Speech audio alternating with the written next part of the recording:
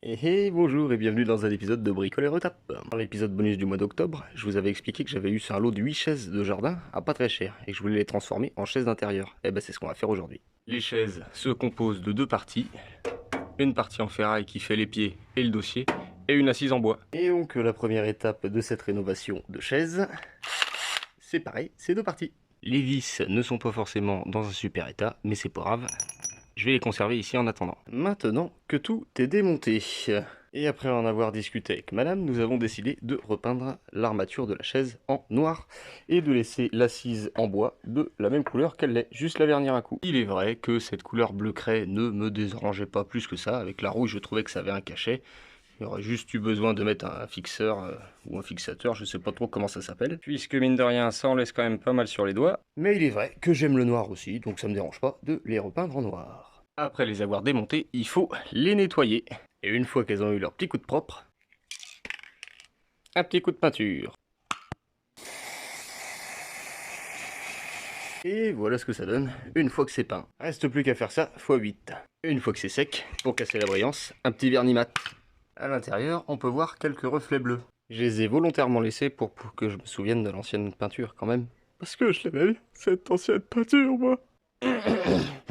Mais c'est pas grave. Il ne nous reste plus qu'à passer un coup de vernis sur l'assise, au-dessus et en dessous. Et une fois que le vernis est sec, je viens le poser sur la chaise. Bon, faut le fixer bien sûr parce que là, c'est branlant. Et pour ne pas abîmer la belle peinture que j'ai faite, au tournevis. Pour la refixer, je vais utiliser des toutes nouvelles vis parce que les autres, elles sont trop rouillées. Donc c'est à peu près la même taille, hein. De toute façon ça sert à rien d'avoir trop long, le but c'est pas de se piquer le cul quand on s'assoit. Il suffit juste de retrouver les trous qu'il y avait déjà avant, tout simplement.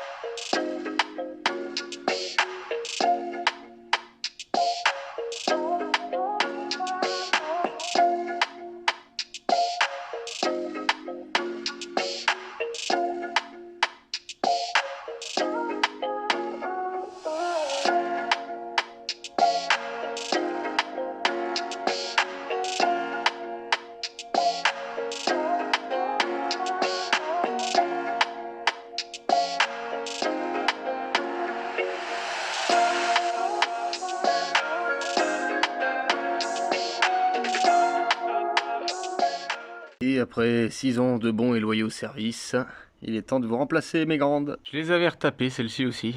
Ah là là, que de bons souvenirs. Allez, vous avez supporté bien assez de cul comme ça. Et moi, sur ce, je vous laisse avec... Avec quoi déjà? Ah oui, avec des plans du résultat final, hein. Et je vous dis à la semaine prochaine. Bisous!